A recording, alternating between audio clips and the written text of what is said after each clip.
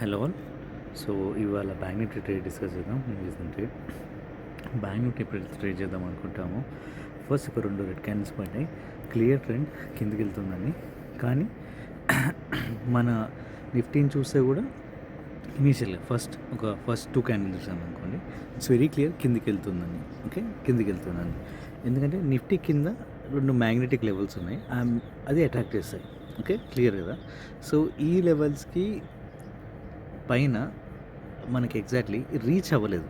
ఇప్పుడు నిఫ్టీ ఆ level touch అవ్వలేదు, అలాగే బ్యాంక్ నిఫ్టీ టచ్ అవ్వలేదు. కానీ టచ్ అవ్వకుండానే రివర్స్ అయ్యి ఈ నిఫ్టీ గ్యాప్ ఫిల్ చేయడానికి వెళ్ళింది. ఓకే, నిఫ్టీ గ్యాప్ ఫిల్ చేయడానికి వెళ్ళింది. ఎప్పుడైతే గ్యాప్ ఫిల్ అయిందో మనకి అప్పుడు ఎంటర్ అవుతాం మనం. అప్పుడు బ్యాంక్ నిఫ్టీలో ఎంటర్ అవుతాం. అంటే నేనేం చెప్తాం అనుకుంటున్నాను అంటే, సమ్వే ఇక్కడ గ్యాప్ ఫిల్ చేయడానికి వెళ్ళింది కదా, ఇక్కడ మనకి క్లియర్ అయిపోతుంది ట్రెండ్ రివర్సల్ అవుతుందని. ఓకే, అప్పుడు బై చేస్తాం మన బ్యాంక్ నిఫ్టీ. ఓకే, నిఫ్టీ ఇక్కడ ట్రెండ్ ఇక్కడ రివర్స్ అయింది కదా, అప్పుడు బ్యాంక్ నిఫ్టీలో బై చేస్తాం.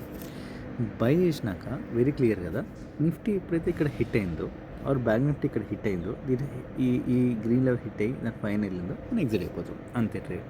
దాని తర్వాత మళ్ళీ కింద పడుతుంది కదా, ఇంకా మనకు సంబంధం లేదు, దిర్ ఇస్ నో ట్రేడ్ అనమాట. ఓకే, అది సింపుల్ ఇవాళ సంబంధించిన బ్యాంక్ నిఫ్టీ ట్రేడ్.